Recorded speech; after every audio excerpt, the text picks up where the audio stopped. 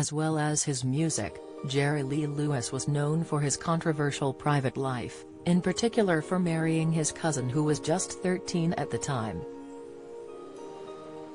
The singer, who has died aged 87, married 7 times in total, his third wedding to Myra Gale Brown in 1958, his first cousin once removed, which massively damaged his career.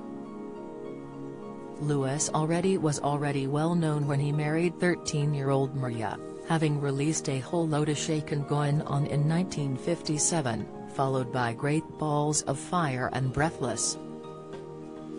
The musician had insisted that Myra was closer to 15, but when newspapers in Britain, where he was touring, discovered the truth, there was uproar. After just 3 performances, his tour in the UK was cancelled and he was booed off stage. In the States, his career also took a huge dive and he was shunned. Later, after years in the wilderness, he turned to country music and Nashville, with his songs climbing up the charts. Lewis, who was born in Louisiana, first wed when he was 16, to preacher's daughter Dorothy Barton, but the marriage lasted less than 2 years. Within days of his divorce being finalized to Dorothy, he married Jane Mitchum in 1953 and the pair were together for 4 years, having 2 children. Myra and Lewis were married for more than a decade and they had 2 children, Steve and Phoebe. Tragically, Steve drowned in a pool in 1962 when he was 3 years old. In 1971, the rock and roller married Yaron Gunn Pate, but, in 1982, just weeks before the divorce settlement could be finalized, she drowned in a swimming pool. A year later, his 4th wife, Shawn Stevens, overdosed just 10 weeks into their marriage. Rolling Stone went on to publish an article that suggested Lewis killed Stevens, either intentionally or not, but a grand jury cleared him of any crime.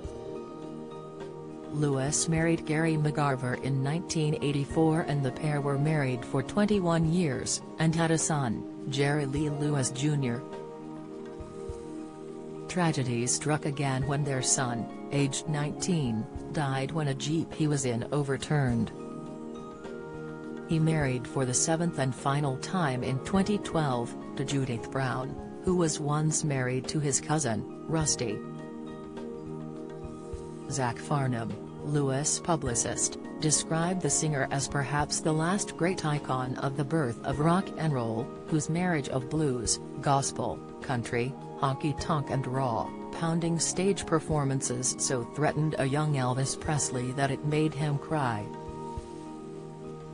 He was there at the beginning, with Elvis, Johnny Cash, Chuck Berry, Little Richard, Carl Perkins, Fats Domino, Buddy Holly, and the rest, and watched them fade away one by one till it was him alone to bear witness, and sing of the birth of rock and roll.